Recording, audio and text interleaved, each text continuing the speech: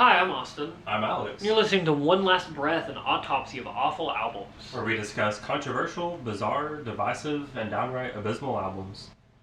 For today's episode, we'll be talking about the first, and only so far at least, album by Kevin Federline titled Playing with Fire. Now, for those who don't know, Federline was a backup dancer for many artists including Michael Jackson, Justin Timberlake, Destiny's Child, among others. His claim to fame, or infamy rather, came after his marriage to Britney Spears in 2000. I put 4 on it, 2006. They were married for like, what, 20 minutes? Yeah, not long at all. He had previously been engaged to actress Shar Jackson and had a second child on the way with her. Had a second child on the way with her, and they split up right before their child's birth, and Kevin and Britney ended up marrying the same month of his birth. Wow. This caused Federline to become public enemy #1 and being perceived as a gold digger, which, I mean, fair enough. good for him. Good for him. Good for him. If I could gold dig, I'd be digging. Yeah, but I mean, you're already married to an actress who probably, I would assume, has more money than you. I feel like... Not as much money as Britney Spears. I mean, yeah, but... I don't know.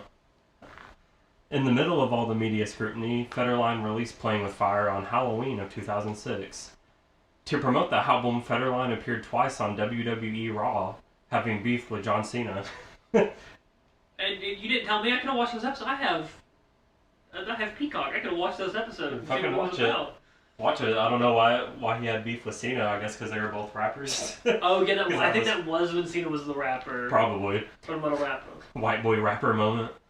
And apparently, according to Wrestling Observer newsletter, Federline was a hit backstage and easy to work with, and WWE actually was considering giving him a regular role, but that never came into fruition. So It probably could have saved us. Saved us? Saved us from what? The possibility that he releases another album. Critical reception for the album was astronomically negative. It's actually the lowest rated album ever on Metacritic, setting at just a 15 out of 100. The second worst being Bloodhound Gang's Healthy Fine at 28 out of 100. Don't shout out the Bloodhound Gang. I mean, all I know is The Bad Touch. You don't know Pretty When You're Drunk? Pretty When I'm Drunk? I don't think so. But That's pretty good. I only know that one song that I think came out in the 90s. We'll cover the Bloodhound Gang later. Yeah, we might. I feel like they'd be pretty interesting to listen to. But I mean, if that's the second worst album on Metacritic, I would think it qualifies for the podcast. So I would hope so. But every critic pretty much points out that this is about Playing with Fire. Points out the contrived lyrics, the mediocre beats, generic flow, etc. Everything you would kind of expect them to have a complaint about. And in turn, there's really no reviews I could find that had anything quotable, like, worth including. Really? Like, yeah, I mean, it pretty much, like, every link to every review except for, like, 2 were broken links. And, I mean, the 2 that were actually available really didn't say much. Like, or I think there was 3 available, and, like, pretty much all of them just gave a whole spiel about who Federline was and, like, why he was a piece of shit, basically. And Wait, then, like, in this day and age, I barely knew who Federline was. I had forgotten about him until this. I had never heard his name until I think I heard about this album before we were doing the podcast. Because, I mean, I'm just curious and looking up, like, bad music and shit. I had apparently listened to a song off this album before we started this podcast. Really? It was in my, like, in stuff that I'd already, like, when I went to look at it, one of the ones already had the song listened to all the way through. What the fuck? And it makes me wonder, I think my mom might have had this album. I mean, I really wouldn't be surprised. Because a lot of it seemed like some of it was like, I remember this. I don't know why, but I remember this. I mean, I really wouldn't be surprised, honestly. I mean, it sold pretty well. And my mom was really big into the whole drama thing. Oh, yeah, I could see that. Yeah, and I think, one of the, I think it was, what's the second song? America's Most Hated, the second track on the album. All the comments on YouTube were talking about, like, WWE and shit with it, and it led me to think that it might have been somebody's, like, entrance song for WWE? Maybe. Or something, the way people were talking about it. It could have been, maybe I heard it in a WWE game then? I don't know. I wouldn't be surprised. Anything's possible. I mean, Hulk got an album. Why wouldn't they play Kevin Federline? Sorry, K-Fed. K-Fed, especially if he appeared on WWE, but... K-Fed, K-Fabe, it just makes sense. K-Fabe, is that a wrestler? It's a wrestling term. I mean, it's like the, K-Fabe is like, their pretend. Okay. Is their K-Fabe. Is K-Fed K-Fabe? But yeah, entirely possible. I wouldn't be surprised if you've heard it before.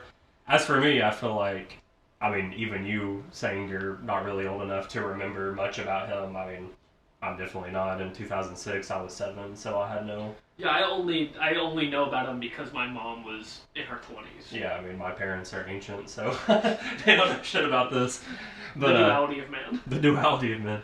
But yeah, either way, but yeah, there was really nothing, like, all the reviews were just like, oh, this shit sucks, haha, fuck Kevin K-Fed. Like, there was really nothing I could really of note to include, but, so, with that being said, K-Fed started a tour for the album in New York City, but only around 300 tickets were sold for a 1,500 cap venue. I would buy tickets to go see K-Fed. Yeah, I probably would. Well, you probably would have done this.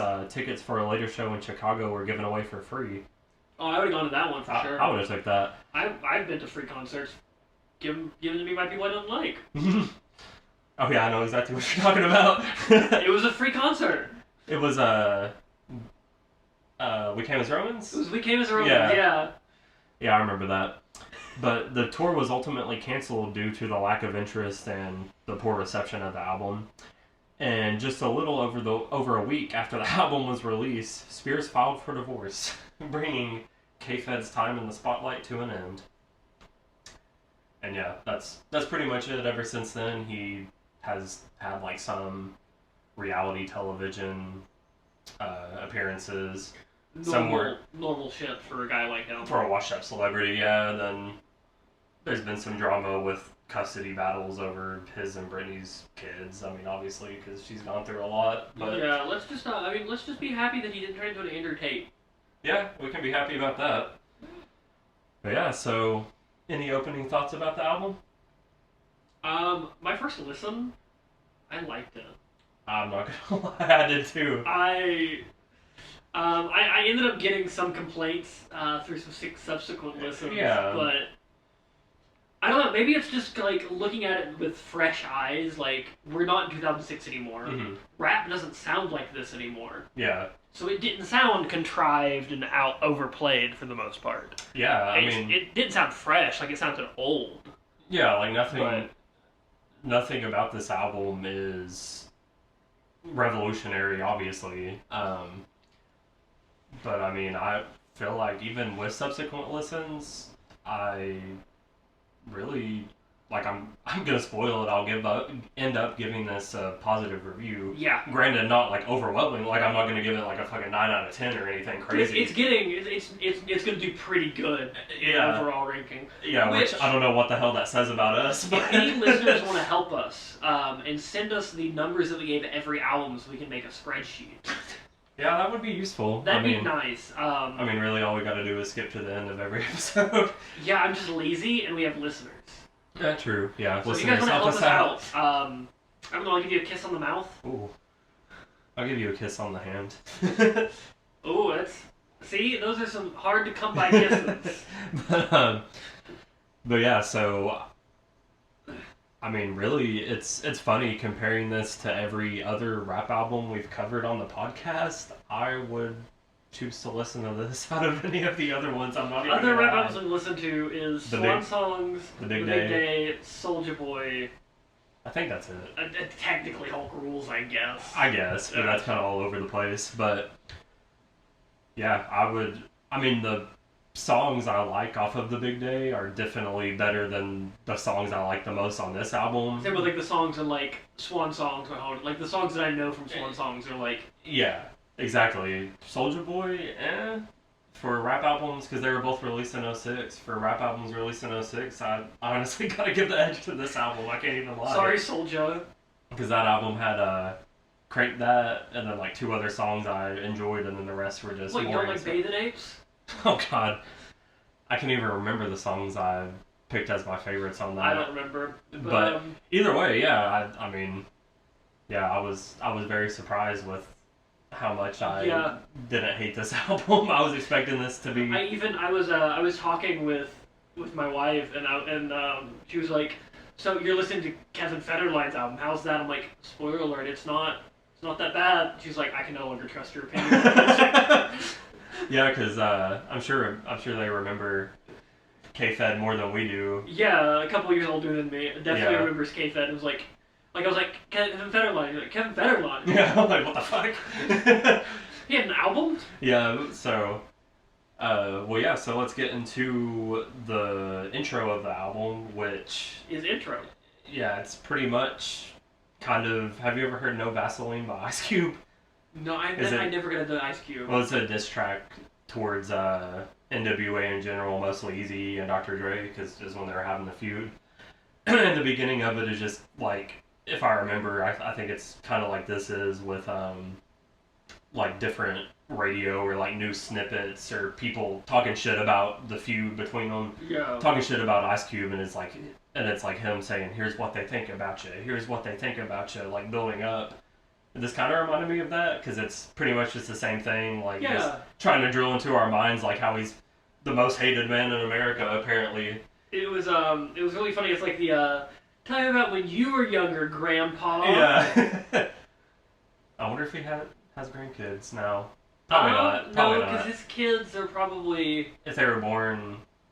I mean, he might. They are. All of his kids are probably old enough to have kids. Well, his kids with Shar Jackson, I think, were born in like. He had 2 kids with her, I think, in like. One would have been in 06. Yeah, I think the other one was in like 04. So I guess technically, but yeah, those kids are like probably late teens. Yeah, probably. not Hopefully likely. don't. Yeah, not likely. Well, I hope when he does, if he does have grandkids, that they But they call him K-Fed. Yeah, and that they'll Papa K-Fed. hear this album and they'll also wonder about the what did it say?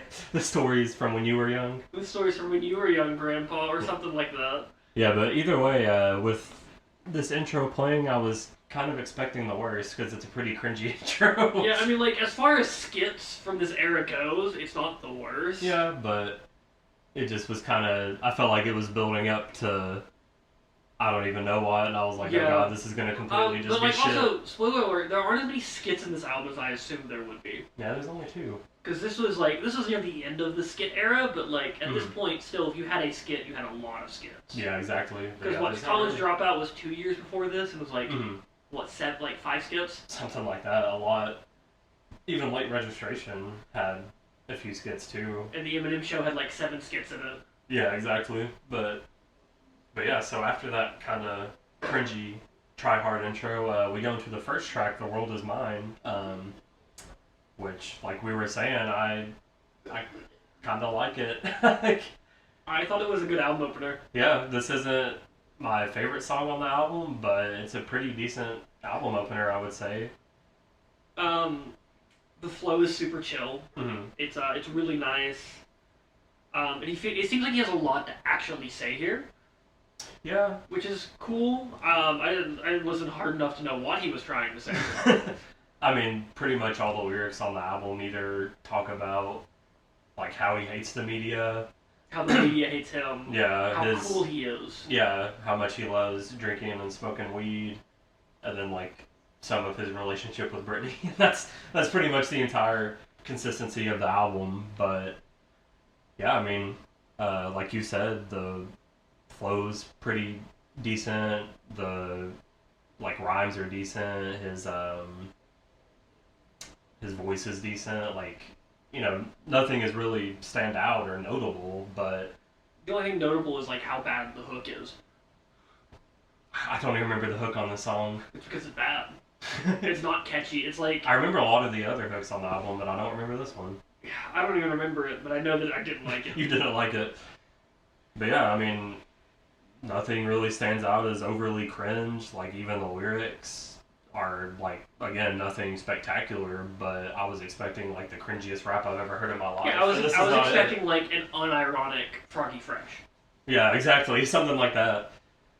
But yeah, I mean, pretty decent opening track. I will say the beat is kind of boring on this song, especially compared to some of the later songs, because some of the fucking beats on this album... He has some crazy fucking beats on this album. Like whoever, I think it was like Bosco, I think, produced some of it, which he raps and sings on some songs. Yeah. I think he definitely raps, but I think he sings. I think he some sings of on it. one of them too. I think he sings on a couple of them, and then somebody else like Jay something, I can't remember. He's this dude from South Africa that produced a bunch of like mid to late 2000s like crunk and club bangers. Like I think he did some shit. He did like Sean Kingston, Beautiful Girls. Oh shit. He did shit with like the fucking Cheetah Girls, like a bunch of. He did a song with Linkin Park. What a guy. He's done like a bunch of random shit, but he produced a lot of it too. So I mean, I'll give props to both of them. Like they did a really good job producing this album. No matter what the critics say. Yeah, no matter what the media says about our boy K-Fed. But yeah, so that goes into America's Most Hated. America's Most Hated. In hindsight, Kevin got a big head. Kevin got a big head. He just thinks so much of himself. Like he really does. At that point, yeah, he might have been America's Most Hated or whatever. Maybe, but I mean, I feel like that's kind of the par for 2000. I mean, I guess even now, honestly, just celebrities that are hated by the media, like they try to play up that persona. Yeah, that it's all they are is like a hated person. Yeah, so I completely get it. I mean, yeah, I think it works for the album. In hindsight, most people don't fucking remember Kevin Federline. Yeah, I mean, really, no, they don't. But I mean, I can't even lie though. I fucked with this song. This is one of my favorites on the album. I don't like the hook again. I like the hook on this one. I wasn't a fan of it. I liked it on this one. But the beat is sick. Yeah, the beat's really good. They still got the good flow. It has a really good piano line throughout the beat that I really like. And yeah, I mean, his rapping in this song especially, I feel some of the songs, I mean, obviously it'll draw comparisons to like Eminem, like standard white rappers. He's a white rapper. Yeah. He's going to sound a little bit like Eminem. Yeah, especially since I don't know where he's from, I think California, but I feel like he's trying to give that like Detroit accent that Eminem has. Because the Detroit accent sounds hard when you're rapping. Yeah, it does, especially in like this 2000s like sort of crunk bling era in style. 2000 crunk, you want to sound like you're from Detroit or Atlanta. Yeah, exactly. So, but I think it works for the album. I mean, it's kind of, or the song in general, but the album in a whole, like it sounds like Diet Eminem, but I think it suffices for the song. Like it, I feel like it helps get his point across of his bad guy persona. So, I really like this track. That one. Then we get Snap, which is more chill than the first two tracks. It's a good snap and roll song. Yeah, I think it's decent. I caught myself snapping and rolling. Yeah, I mean, another really good beat, really catchy chorus. If I recall, the verses on this song, I didn't think were as good as the first two songs. No, the verses weren't great, but the hook is so catchy. Yeah, it is. But I mean, this song is more, I feel like, trying to be like you're saying, like a snap club banger. Yeah, it's like a dance club banger. So less emphasis on the verses, more on the chorus. Makes it sound like a douchebag. What does? Everything. He's just like... Oh, just everything? I don't even talk to these girls. I just snap. I just snap, man. I just snap. Every time I want to drink, man, I just snap. Yeah. It's like, shut the fuck up. Yeah. Use your words, Kev. Yeah. But yeah, I mean, if I heard this in the club or at a wedding or something, I wouldn't even bat an eye. Like, no, I'd be like, fuck yeah. I mean, that really goes for most of this album. Like, if somebody put this on an aux at a party, if this was at the club, somebody played most of these songs at their wedding, like, I wouldn't. Until someone says, oh, this is Kevin Federline, I'd be like, okay, who is this? Yeah, exactly. I would have I can't find the word I'm looking for, but I wouldn't bat an eye. I would just be someone's still really into the early 2000s. Yeah, or the mid 2000s. Yeah, like it fits in with the era of rap for the most part. Yeah, which again is not expected. Like I was expecting some of the worst shit I've ever heard. And yeah, but that critics might have hated it just because it's Kevin Federline. Honestly, and it doesn't do the album doesn't do anything new. Yeah, which makes sense, but either way, we go to Lose Control, and the bass fucking goes absolutely crazy in this fucking song. Like this beat goes hard as fuck. The beat feels kind of 90s in this one, like a late 90s beat. Okay. It feels a little bit out of place with the rest of the album, but not in a bad way. Mm-hmm. The chorus is so catchy. Yeah, it is. Yeah, the piano. This song also has a piano line in the beat that I really like. And yeah, that's really the biggest thing I got from this song. The verses in this one, just like with Snap, I feel like are a step down from the first two tracks. It's not a very memorable song other than the chorus and the beat. Yeah, but I mean, both of those things are enough to make it one of the better songs in the album, in my opinion. Like, this one goes fucking crazy. Like, yeah. Privilege. I fucking hate the chorus. You forgot Dance with the Pimp. I forgot Dance with the Pimp? Yeah. Okay. I forgot Dance with the Pimp. You didn't get anything for that? I did. I just fucking looked over it. Oh. Because it's also short notes. I was like, oh no, what a travesty. This is also a catchy chorus. Yeah, this is catchy chorus. I like the flows that both rappers have. Yeah, good flow, rhyme scheme, and wordplay, especially from K-Fed, I think, because... I thought the lyrically was a mess. Really? I didn't like it lyrically. The verses were pretty bad. Damn, I'm not even gonna lie. Like, the first verse on this song is probably my favorite one on the entire album. I thought it kind of went hard. I mean, nothing, like we said for a lot of the album, nothing, like, amazing or groundbreaking. Like, he's not doing some crazy flows or anything, but I think for specifically the first verse, like, he has some really good rhyme scheme, like, he switches up his flow a little bit, and I don't know, it just stuck out for me. Yeah, I thought technically it was a good verse, but lyrically it didn't click with me. Okay. I mean, yeah, I would say the thing that I most was impressed was the flow with it. Like, lyrically, it's a good verse. Yeah, like, lyrically it's in line with most of the rest of the album, but just the flow and everything stood out to me. I was like, damn, he's kind of spitting right here, honestly.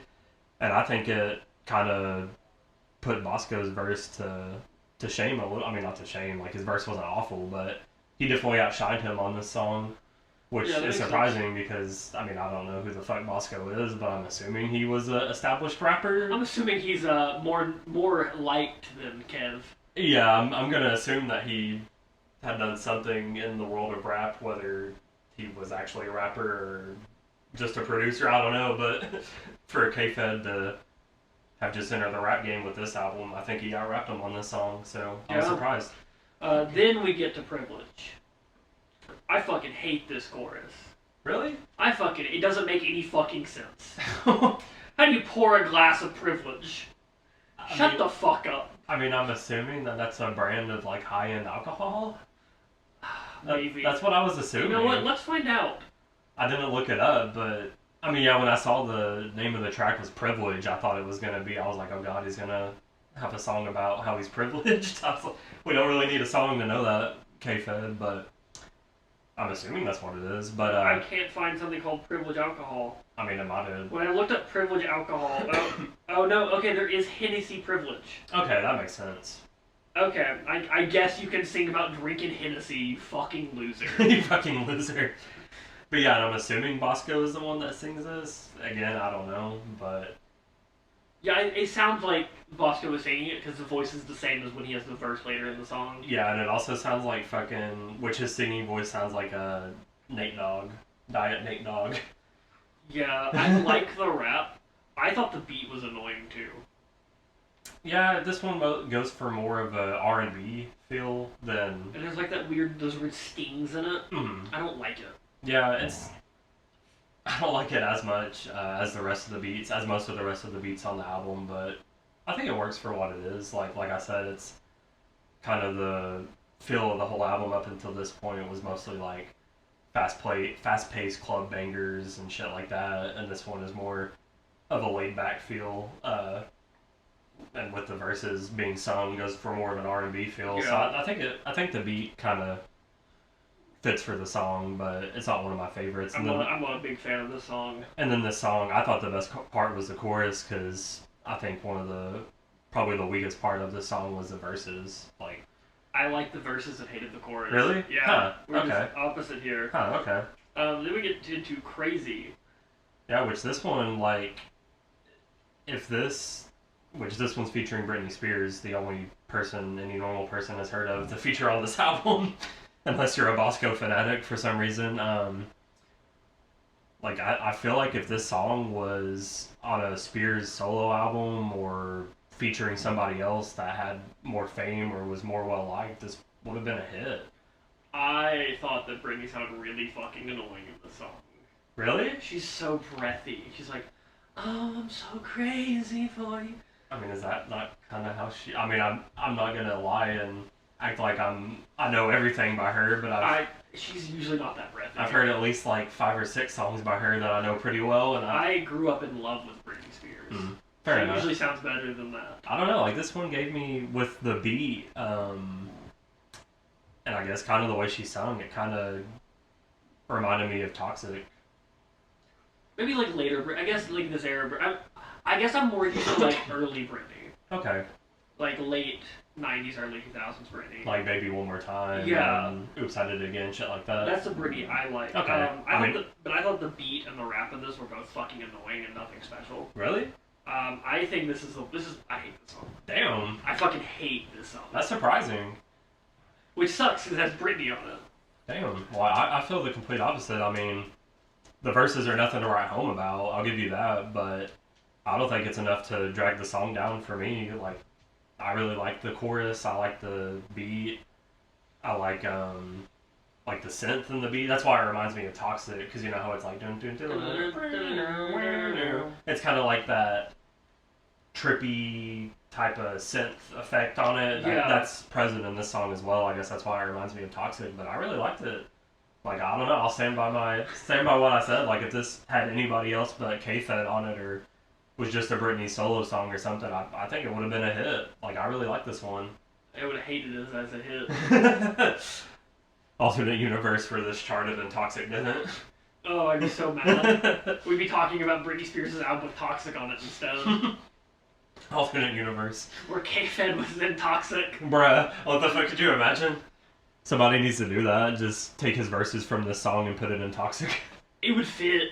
I think it would, yeah. Yeah, because, like, I mean, he is a toxic person, apparently. Yeah, true. True. Well, I mean, not according to WWE. Oh, WWE. He was a pleasure to work with. Pleasure to work with. So that brings us to A League of My Own. This one, it has some decent parts, but it also, I feel like, for me, this is where, like, I guess this is kind of starting, and this is a little bit past starting the back half of the album. But most of these last few songs are kind of where a lot of the cringe comes in for me. Yeah, I'm not a fan of Side B. Yeah. Which seems to be, like, a running theme in this podcast, where Side B isn't as good. Yeah, which, I mean, I guess kind of makes sense. You like kind of want to load your hits into Side A to get people to listen. Especially if you're, I mean, obviously I don't think any of the artists we've covered, or any of the albums we've covered have, like, I don't think any artist goes into making music unless they're being ironic, knowing that it's gonna suck. But I mean, I guess they still have the awareness to know to load the front side with the hits, or maybe the record label or whoever is like, well, maybe the record label's like, this shit kind of is mid, so let's put everything good on the first half. Or nobody like makes an album to try to make it bad. And especially because like we haven't covered any concept albums yet, really. Well, we did cover a concept album. Yeah. But in non-concept albums, and like most of the music we cover is albums that aren't made to be listened to as a whole piece, really. Yeah. It makes sense to put all the hits in the front. Yeah, exactly. As opposed to like albums where you're meant to listen to the whole album at once, where you're a little more careful with how you lay the album out. Yeah. What the fuck? My brother in Christ, what are you doing? Paul really liked K-Fed. What was I going to say about that? But yeah, I mean, that's completely right, because, like, we've covered, most of the shit we covered has been stuff that is more catered for the radio, I guess. So yeah, it does make sense that they would front load it, because with albums where it kind of, I mean, not even just concept albums, like just shit where it's some of your best material, I guess, like you are going to be more strategic with placing it to make sure it flows and kind of tells a story. But yeah, I feel like, and that's more of a thing. I feel like that's more of a thing in concept albums, of course. But it's more of a thing in, like rock and emo. Yeah. Mostly very true. From like the '90s onward. Yeah. And anything then, earlier than that, like albums were just a couple singles and whatever you could fill an album with. I mean, kinda. I mean, I guess probably more for the pop realm of things. I think rock ever since like Rubber Soul for the Beatles was kind of the one that kind of took that to where an you're album gonna try. an album is a concept, like it's an entire piece of art as opposed to a bunch of unrelated pieces of art thrown together. Yeah, exactly. But yeah, in the realm of, I mean, obviously not all rap and hip hop or pop, but stuff that's more catered for the radio, such as like this era of 2000s hip hop. Like a lot of it was catered for that, so it definitely makes sense. You're just trying to make as many hits as you can. Yeah, for sure. So I guess it makes sense that neither of us like side B as much for most of the things we covered, but especially this album, because League of My Own, like, I don't know, it's the chorus of it, I guess, is probably my favorite part. I didn't like it at first because his voice is weirdly aggressive on the chorus compared to the verses, because the verses are kind of more, I mean, not entirely chill, but just standard as what he's done for the whole album. But then when the chorus comes in, he's like, suddenly gets like this Eminem-esque, like aggressive, like throaty voice, and I was like, damn. I thought the chorus was super uninspired. Yeah. I like the beat. I can't remember the beat on this one. I just know that I liked it. Yeah. Beats aren't really, like, for me at least, beats aren't really memorable things for the most part. Unless it's something like, there's that one Snoop Dogg beat that's super memorable because he just says Snoop a lot. Fucking drop it like it's hot. Yeah. But, like, for the most part, the beat is just part of the process. It's not something that I remember later.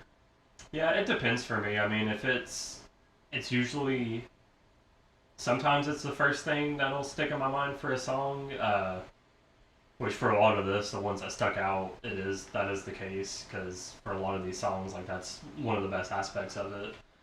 But in general, for, like, actually good hip-hop that I'll, like, actually, not K-Fed hip-hop, it's not the first thing that sticks out for a lot of stuff, but, like, as I memorize a song more, like, there's definitely in my mind, like, beats that I can remember, so not the first thing for me, but I think it definitely has a part in my enjoyment of a lot of hip-hop. Yeah, it's crazy-ass beats. After this, we get Playing with Fire, the title track, and I don't like this song either. Yeah, I think verse-wise, it features some of his best bars on the album, but the chorus is god-awful.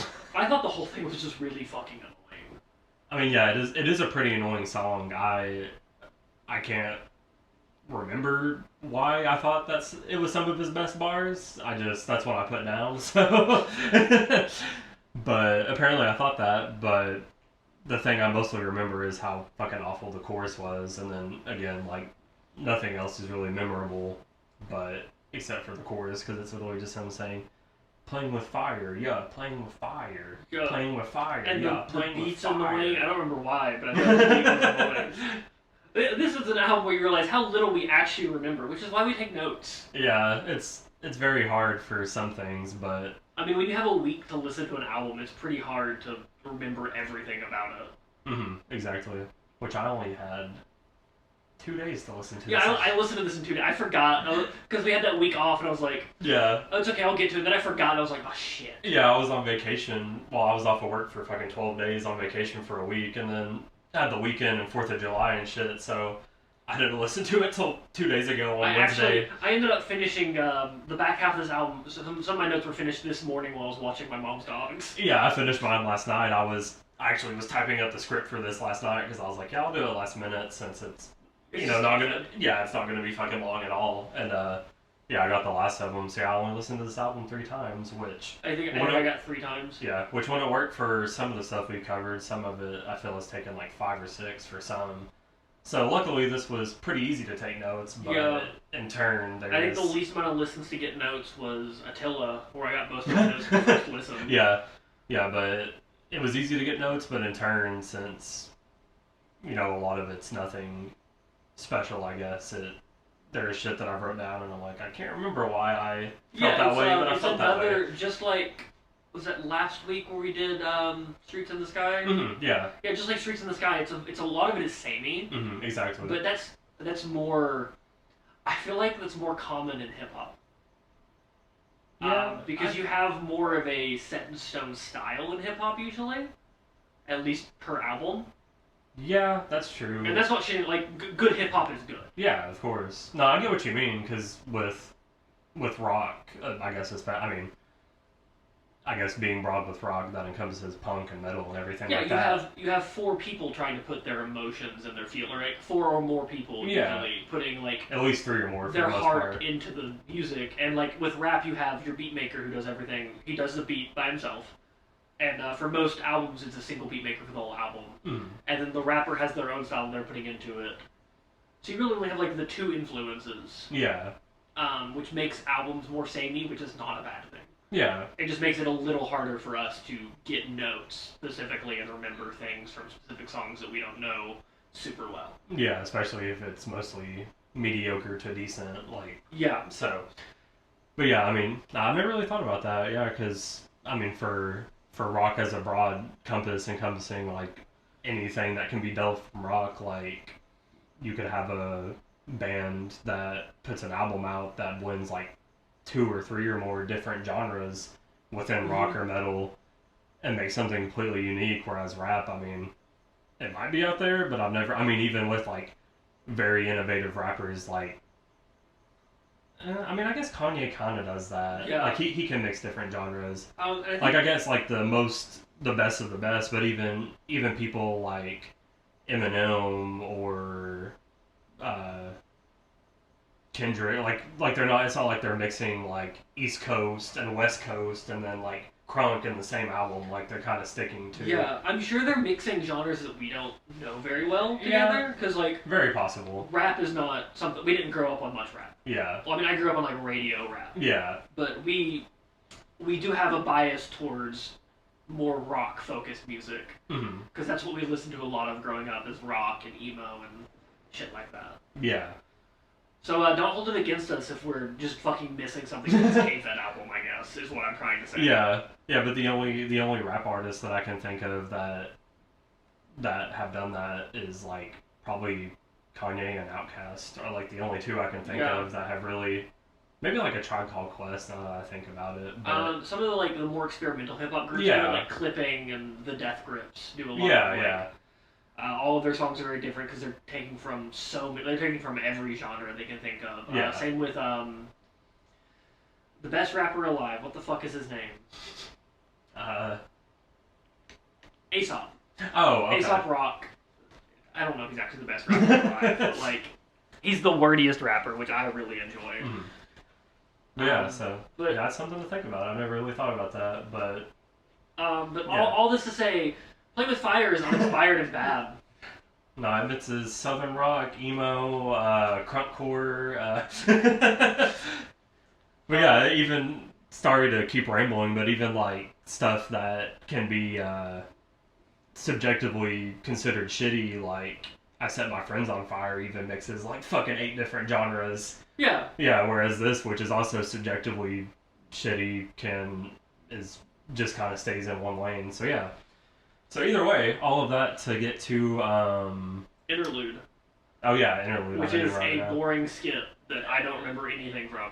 I don't care. Yeah, all I remember is it's him talking on the phone to, I guess, one of his friends, and I couldn't understand anything the friend was saying because it was so muffled. So it's not only is it an unmemorable skit, it's a bad one. Yeah, it really holds no purpose, because if I remember, the end or the beginning of Playing With Fire maybe had him talking to somebody else on the phone, so I'm like, if you did that included in a track, why could you have not done the other one included in a track? Like, it was very unnecessary interlude, but pretty pointless. Goes to Caught Up, which is the point in the album where I got tired of listening to it. Yeah, I think this is by far my least favorite and the most boring song on the album for me. Like, I really did not like the song at all. I mean, I think it's a fine song, but it does nothing new. Really? It's just boring. Yeah, I don't know. I thought it was the worst song on the album. Luckily, it's the second or third to last, depending on if you include the hidden track or not. I'm glad you got that, because I was like... Yeah, I was sitting there like, why is there 5 minutes of silence? Yeah. I was like, oh, it's 2006, there's a hidden track. Yeah, Caught Up. I mean, the chorus isn't catchy, the verses are some of the worst the album has to offer, the beat is boring. All makes for a pretty shitty song. Then we go to Kept On Talking, which is the technically the closing track, yeah. legally. Legally. I think it's a good closing track. Yeah, I think it's a pretty funky beat, carries the song. It does something new. What does it do? I mean, like, he's more aggressive, which is, like, pretty new. The beat sounds new. Mm-hmm. It doesn't sound like the rest of the album. Like, he could have just caught up, mm-hmm. and this album would have been 10 times better. Okay.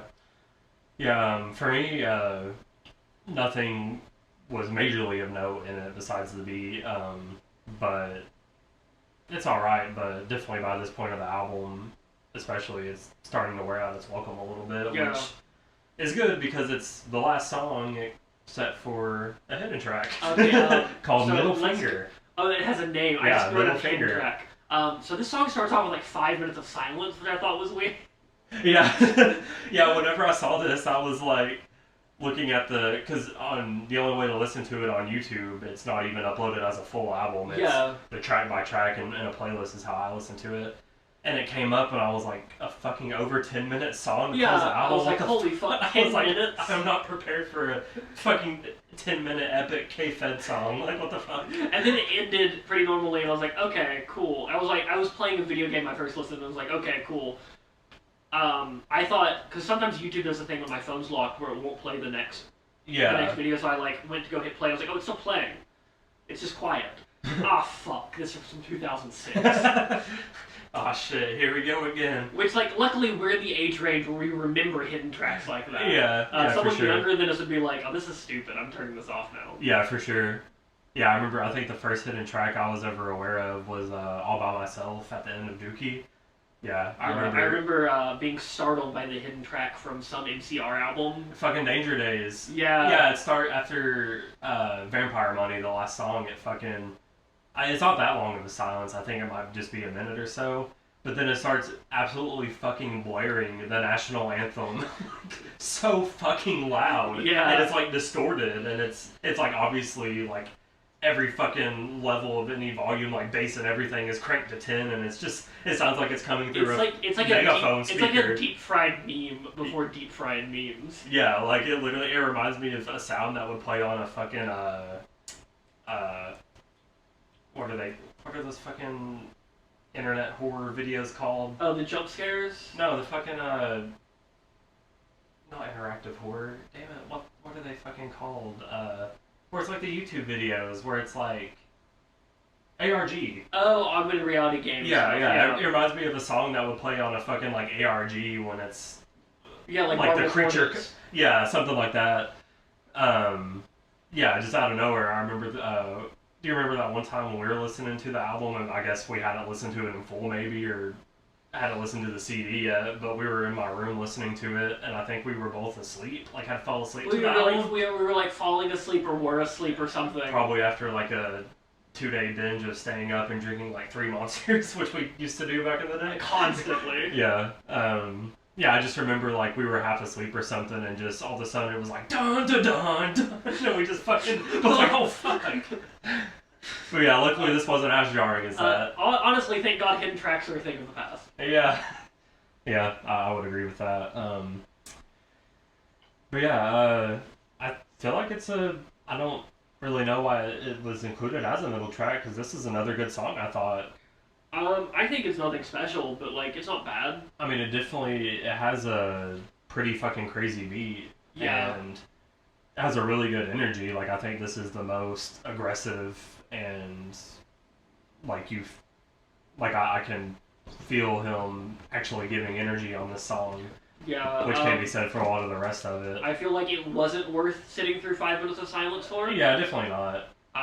But I think it's good. I mean, it's a pretty good song. I think the hook's a little immature. Yeah, I was gonna say it's catchy, but it's pretty derivative. It's just him saying like middle fingers up because you really don't give a fuck or something.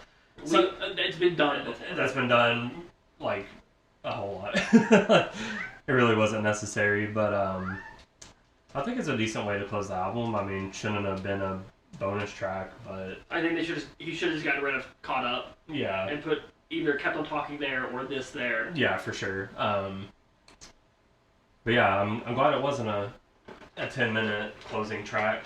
'Cause Oh my god, I would not have been able to listen to a 10-minute epic by K-Fed. could you imagine if he just fucking put like a prog rock suite at the end of this album? No, what if it was like, Logic's album, not Logic, J. Cole's album, 2014, whatever. Parsons Drive? Yeah, do you remember the closing track off of that? I do not. I listened to that album recently. The closing track is him just like, it's his thanks. Like, instead of putting it in the liner notes, he was like thanking this person. He was like, just keep the beat running, I got some more thanks to do. And it's like 10 minutes of him just thanking people. Huh. Which Kanye does that. He does that on a College Dropout. Last Call, or is it Last Call? I think it is. It's like fucking, it's over 10 minutes. It might be over 15. Like it became a big thing in rap for a couple people. Yeah, for that, like, he starts out with a few verses, I think, and then some, like, singing and stuff, and then, yeah, he just kind of is thinking, like, a shit ton of fucking people. Chance does it, kind of, with his call with his dad on the end of Acid Rap. Yeah. I'm glad that this didn't end with something like that, either, because I don't know who K-Fed would have thanked. Thank you, WWE, for... Thank you, Mr. McMahon. For whenever I recorded this, I probably hadn't even appeared, but thank you. Yeah, but yeah, that's the album. Yeah. What are your favorite songs? My favorite songs, Kept on Talking. Okay. So I don't fucking write these down because I'm stupid. Because I just know I'm going to change my mind by the time we're done talking about them. Yeah, fair enough. So, definitely Kept on Talking. Probably Snap, honestly. Okay. And Lose Control. Okay. I like those songs. Mine are Dance with a Pimp is probably my overall favorite, because I think it has my favorite verse, and then the chorus and the beat are some of the best also in the album, so I think that has to be my overall favorite. And then I guess after that it would be America's Most Hated, Lose Control, and Crazy are probably the four standouts for me. Then the rest is pretty mid, except for my three least favorites, which are Playing with Fire, Caught Up, and Privilege. My least favorite are Playing with Fire, Crazy, and Privilege. Okay, so almost the same. Yeah. You just like a song that I hate. Yeah, fair enough. You got any lyrics? Because I have some worst, and then I actually have a few ones that I think were pretty good. I just have a couple. One of them I thought was like pretty good. It was really funny. The other one I was just like, this is disgusting. I wish you hadn't said this. So the pretty good one is I'm coming out like Janet Titty at the Super Bowl from Playing with Fire. Yeah, I got that one. I thought that went kind of fucking hard. Yeah, when I heard that, I was like, oh shit! Like I'm surprised that I've never heard. Like, I feel like that's a pretty obvious, like, something Eminem would have done. Yeah, like I had to like rewind and like, did I hear that right? Yeah, exactly. I was like, I'm surprised like another rapper never had that line, because that was actually pretty clever, and also kind of ballsy. I feel like, because he was JT's backup dancer. So I feel like, yeah, pretty funny, but I also feel bad for Janet Jackson because she kind of got blacklisted after that, even though it wasn't her fault. Her fucking titty popped out. On the bright side, that did get us YouTube. Yeah. Yeah, YouTube exists because Janet Titty popped out. Well, the duality of accidental titty exposure. Yeah, you get YouTube, you get blacklisted. She's Janet Jackson. She had plenty of money. Yeah, very true. What was your other line? She called me daddy, but she's not my daughter. Yeah. I just thought it was really gross. Yeah, I got that one. Like, you have children. Yeah. Very young children. Shut the fuck up. Yeah, I got that as one of my worst. That was off of Privilege. And then for my worst, I got, which I put this as my worst because I have no idea what the fuck it even means. Federline, I snap like Mike Tyson. Mike Tyson had anger issues.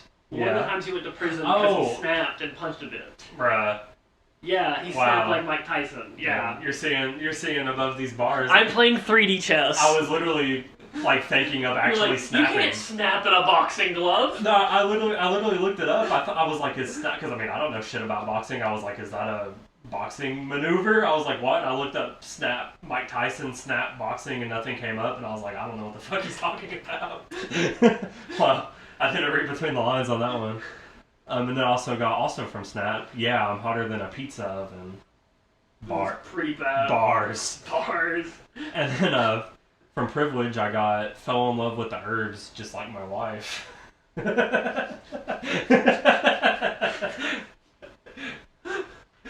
Honestly, that's You think that's a line about Britney Spears playing Herbs, the failed Sims spinoff? the failed Sims spinoff. Yeah, there's a game called Herbs, and it was Inner City Sims. What the fuck? By EA? Yeah. I need to look that up after I just know there was a Game Boy game that my sounds wife really racist. likes playing. Apparently it's a good game. Huh. It's called Herbs, URBZ. Oh, okay. I was thinking of like actually. Oh, like herbs. Yeah, like weed. Like that's like what he's referring to. That would be racist. Yeah, I was like, that sounds low-key very racist. What the fuck?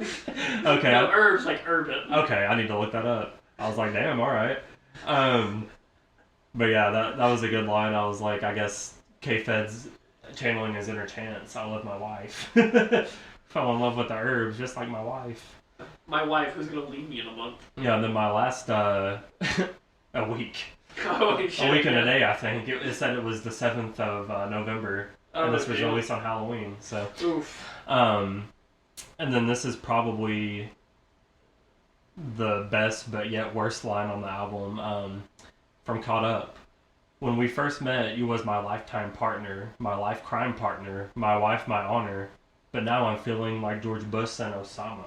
I heard that, and I was like, I didn't think it was bad enough to write down. Really? But I thought it was bad, obviously, but also kind of stupidly clever. Like, I think it would be a lot like, better all right. if the album had been released like 4 years earlier. Yeah, that would have fucking snapped. Yeah, it was so bad it was good for me. It made me chuckle every time I heard it, so I had to include it. I don't know why this is off topic, but as of recording recently, Fall Out Boy covered "We Didn't Start the Fire," and a lot of people don't like it, but I think it has the hardest line of music recently. Wait, is it them updating it? Yeah.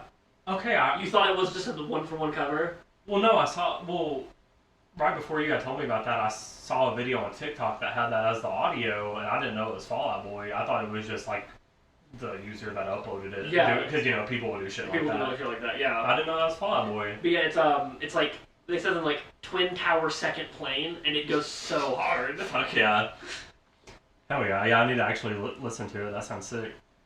Because, yeah, half of We Didn't Start the Fire, I wouldn't know half of the references if we didn't extensively study it in Mr. Adam Check's class. Check's music class, in, yeah. 7th grade, something like that. And now I know way too much about everything that happened in that song. Yeah, exactly.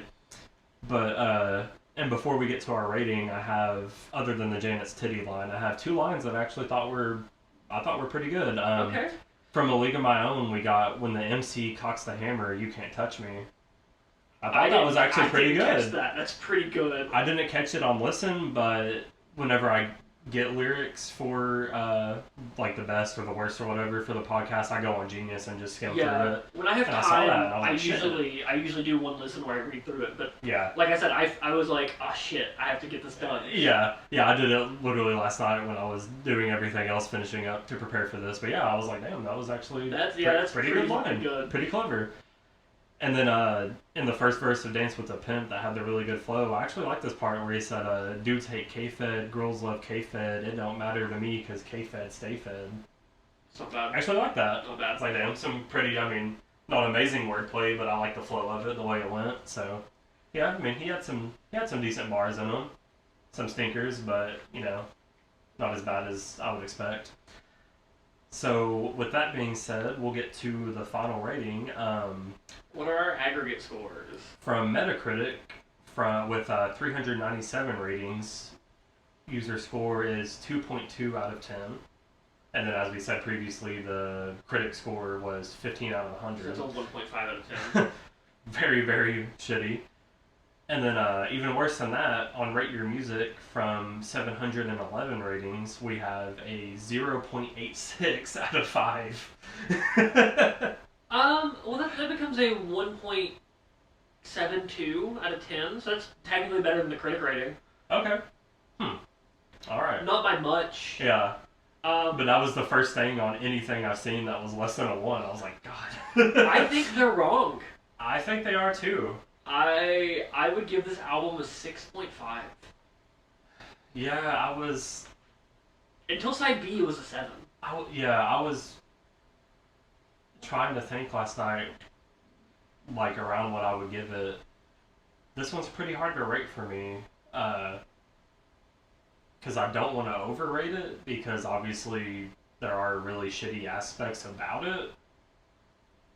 But then on the other hand, it definitely surprised me, and I guess I would say I enjoyed a majority of it. I enjoyed most of the album. I enjoyed the album listening experience. Yeah, so I guess I would have to say, fuck it, I'm gonna say 6.5 too. I'm gonna go with what you said. Yeah, like it's not great. There's nothing special about it. Yeah, like if it kept up, well, I mean, I'm not even gonna say if it kept up, because I feel like no matter what it did, after over half of the album, it just kind of gets samey.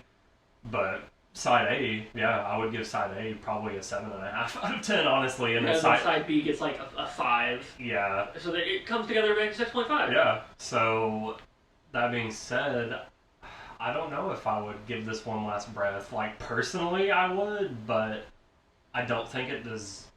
I don't know. Does it deserve it? I think it deserves another shot. I think people who don't know Kevin Federline very well, like us, are going to enjoy this album. Yeah. People who miss old hip hop from the not old, but like 2000s hip hop, Mhm. are going to like this album. You're like, oh, this is. I remember when music sounded like this. Yeah. If you grew up in this era, like if you're older than us by like 5, 10 years, Mhm. you might not like it. Like if you're in your 30s, I guess I'm almost in my 30s. Fuck. If you're in like your mid 30s, you're probably not gonna like this album. But if you're like in your mid to late 20s, Mhm. this is an album for you. Yeah. Yeah, I guess I would agree with that. So I guess it does deserve the last breath. Kind of depending on those variables, but yeah, I mean, it's all like all music. It's all dependent on who you are and what you're into. Mhm. I feel like this one especially though. Our answers are not set in stone. Like we are not these magical voices that tell you what to listen to. Yes, we are.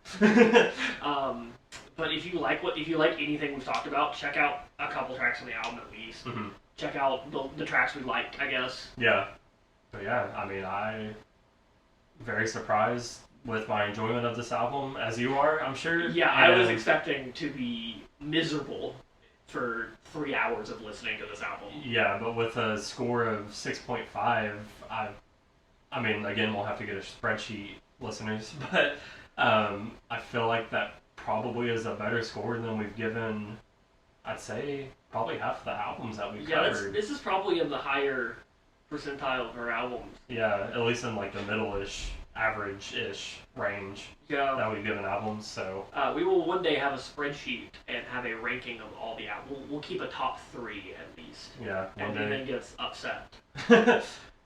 Yeah. Bottom 3 is definitely Lulu, Father of All. I don't know. Those are definitely the 2 worst. Oh yeah, those are the 2 worst. I don't know other than that, maybe Sgt. Pepper's. But either way... Everything else we've kind of enjoyed. Yeah, A honestly. little bit at least. Yeah, so I don't know what that says about us, that we enjoy K-Fed, but... Probably terrible, terrible things. But If K-Fed, you want to donate to our mental health, just hit me up. I can use it. BetterHelp, please sponsor us. Yeah, if you know or work for BetterHelp, we need the sponsorship. We need it. Because I'm assuming it comes with some free shit. It comes with K-Fed post-trauma counseling. Alrighty, well, we'll see you next week with maybe something better, maybe something worse. I have no idea with the way this album went. I'd say there's a 50-50 shot that it'll be one of those things. Alrighty, see you next week. See ya.